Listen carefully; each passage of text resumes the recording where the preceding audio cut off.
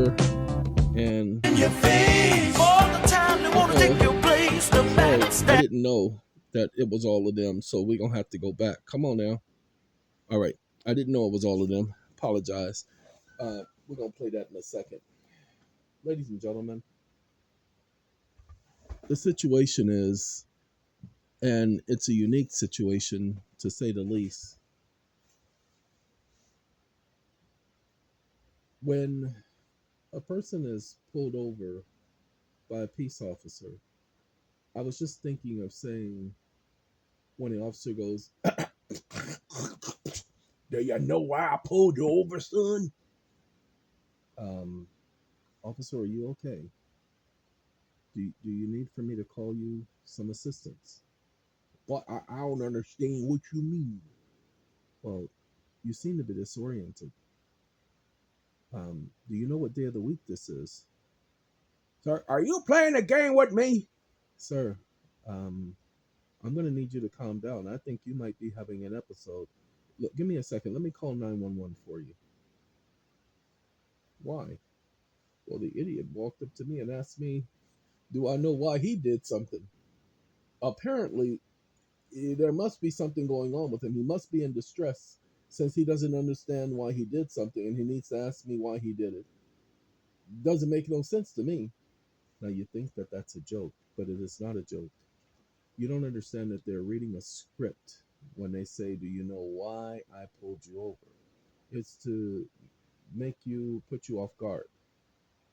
See, now you got to sit up here and come up with a reason. Stop testifying against yourselves, people. Stop answering those stupid questions. Normally, I would honestly say, what could I do for you, officer? See, I just made him an offer. What can I do for you, officer? It changes the script. I've been doing that for years. Been playing games like that, word games like that with them for years. License and registration, excuse me. License and registration. Oh, yeah, I have both. Well, I need to see your license and registration. You need to see it? For what reason? Because I need to identify you. Excuse me. You don't need to identify me. What you need to do is you need to tell me exactly what I can do for you, because I'm not going to just hand over my property to you unless you can tell me the reason for your pulling me over and interfering with my right to travel. Sir, you were doing 118 in a 40-mile-an-hour zone. Okay? I clocked you doing 100 miles over the speed limit. Sir, it's impossible for you to have clocked me doing 100 miles over the speed limit. It is impossible for your eyes to have judged that. By what means did you clock? That's when we go to trial. He'll say he used a device. Excuse me? Used a device. Your Honor, let's introduce into evidence the witness's witness. Okay, you're free to go. I'll reserve questions for him later. Okay, Your Honor, I call in that device that he said he used to clock me. I need to cross-examine it. Sir, you can't cross it. That's evidence. No, that's a witness. He said he used that. I don't believe him. I don't believe that that's what he used. And so now I need, either he had a camera going which showed that he was using that, or either something, but taking his word for it and then saying that that was my automobile at the time that he says he clocked that, impossible. Ladies and gentlemen, you guys must understand the way the Constitution and laws are written, they did not envision this technological age that we're living in. The Constitution did not envision this technology that we have today. They did not prescribe for that. So if you want to use a camera, I said the same thing about the young man who was in jail, and I believe he still is because he's not allowed to call me anymore. Even the other one who was in jail, and they were putting him through psych and all of that stuff and saying he was crazy, and I'm following the motions, and he's no longer crazy. You know, I'm following motions for him. but he's not listening to what I'm telling him. So I just blocked him from calling me. I don't play that. I told him straight up, you're either going to do what I tell you to do, or I'm not going to help you no more. And I gave him one final warning because this is the third time he had not listened. His family wants me to show consideration for him because he's got some problems. I don't care. I don't care what he's going through. I gave him my directive. If he couldn't follow those directives, then he doesn't need my help. He's going to need to go to someone else. I don't feel sorry for him. I don't feel no compassion, no sympathy for the person. I give you instructions. You're not going to make my life harder. Have me sitting up here trying to um, figure out how to get you out of a jam. Jam. Oh, jam. Okay, ladies and gentlemen, if and when an officer pulls you over, he's going to ask for your property. Don't argue with him. Politely say, if he asks you to get out of the car, you're going to simply say, for what reason? No, you need to justify why you want me to get out of the car. The doors are locked. If you want me to get out of the car, all you have to do is unlock them and force me out. You do any damage to my vehicle or damage to me, I will hold you personally liable. Now, if you were speeding through a neighborhood, ladies and gentlemen, you don't have the right to resist. You only have the right to resist an unlawful arrest. Anytime you endanger the public, you give them authority to make a citizen's arrest. That's all police officers have the authority to do is make citizens arrests. They don't arrest people on behalf of the state, ever. Any peace officer or police officer or security officer, they have what's known as powers to arrest. The powers to arrest is a citizen's arrest. That's all it is. They don't do it under their official capacity. They work for corporations, people. They could never do it under their official capacity. You just got to understand what's going on, how the game is played. All I can say is it's a wonderful world. So, getting back to the officer and the traffic stop, you can give them the ID. You don't need to give them the registration for the automobile.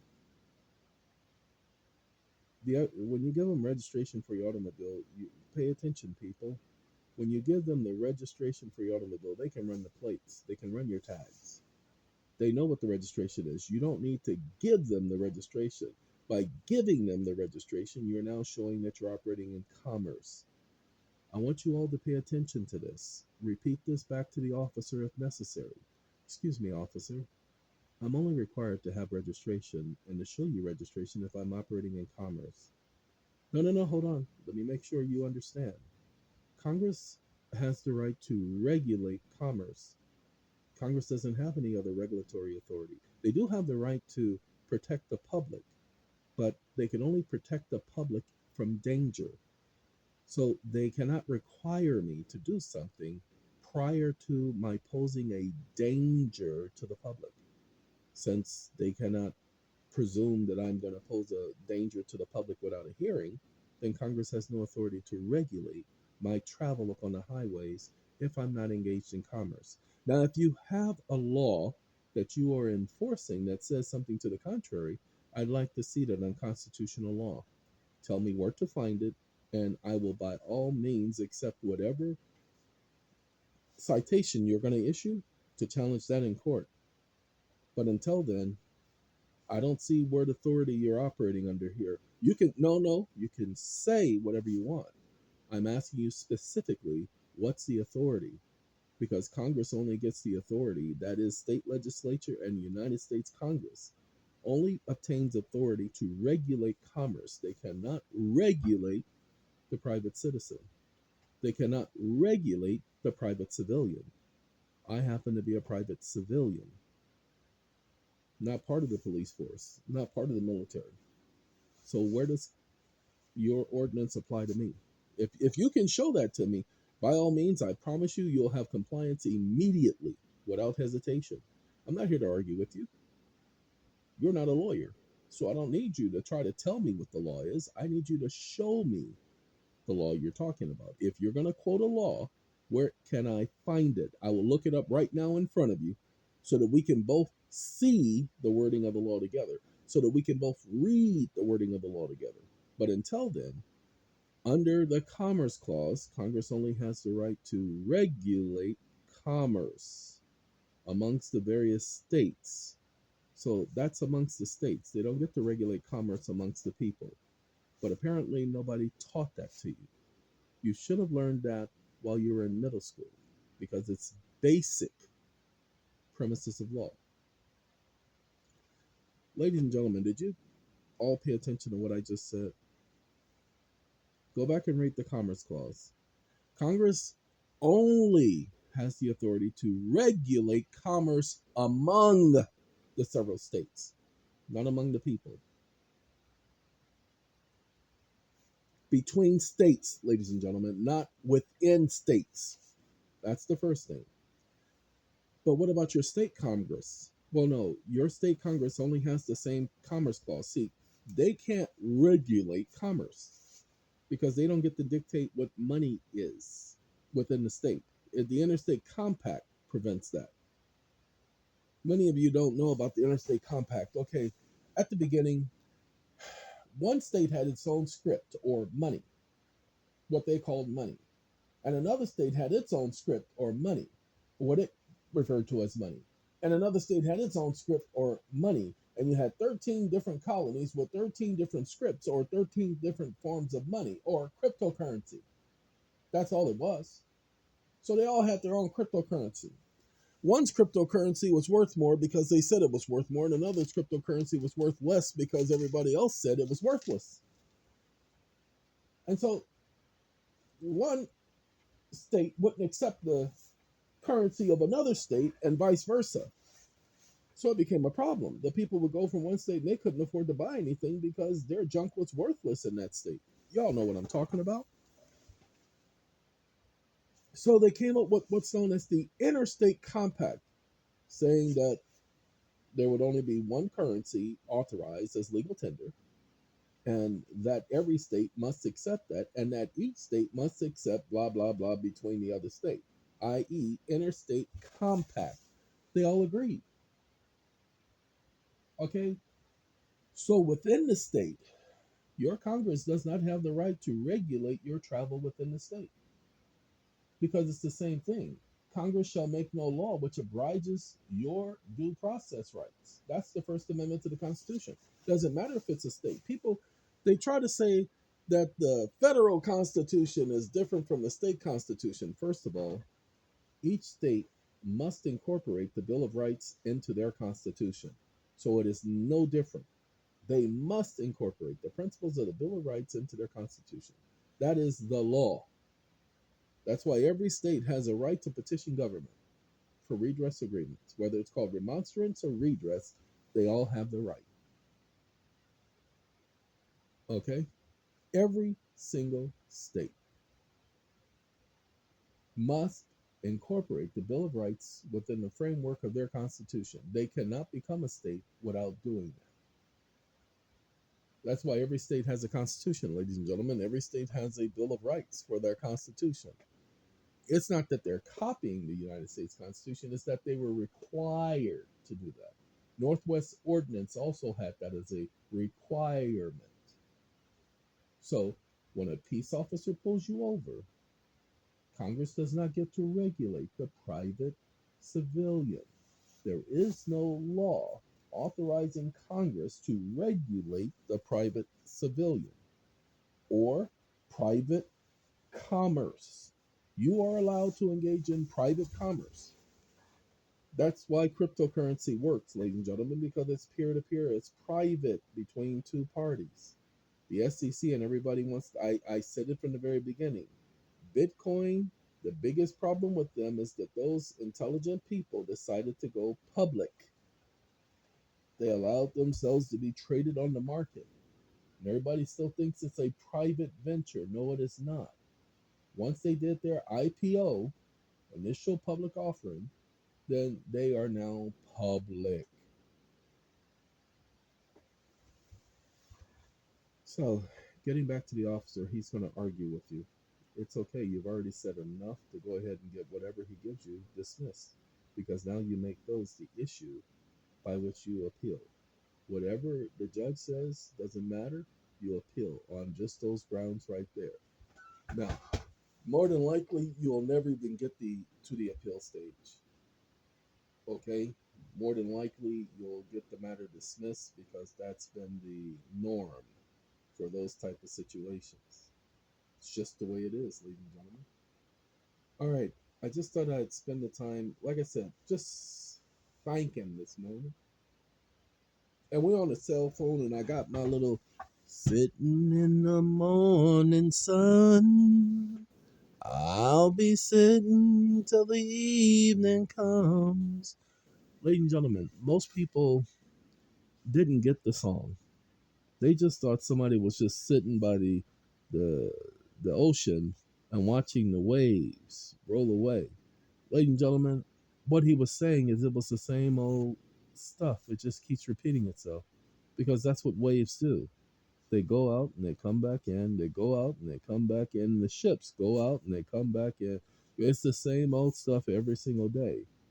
Looks like nothing's going to change. Everything still remains the same. Okay? Do you not understand? He was talking about how life just keeps repeating itself. It's the same old boat every single day. That's sitting on the dock of the bay.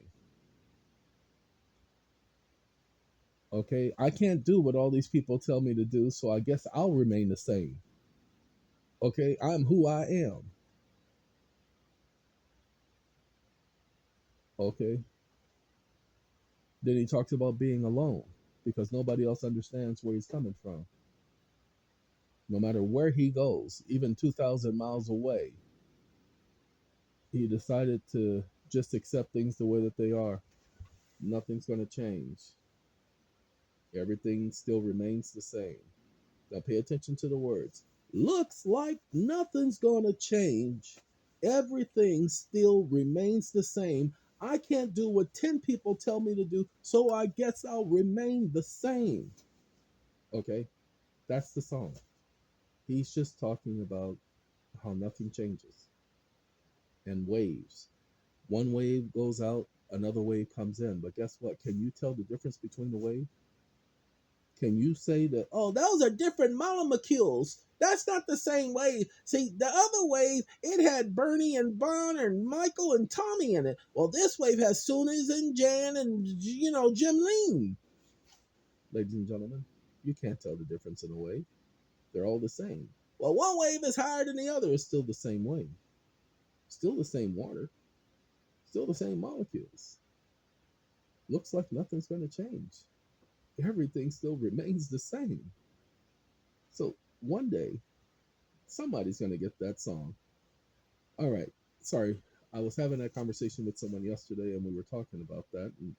And one of my favorite songs, because the way we got into that, because we were talking about, what was it? What was it? Bobby Gibbs? I forgot the different Gibbs of the do brothers. Um, Andy Gibbs and all of them. I forgot all about them. I don't know which group the Gibbs were because I can't remember right now. I know there was a bunch of them brothers back then. Anyway, and we were talking about "Guilty" by Barbara Streisand. A song that if I played right now, I get in trouble.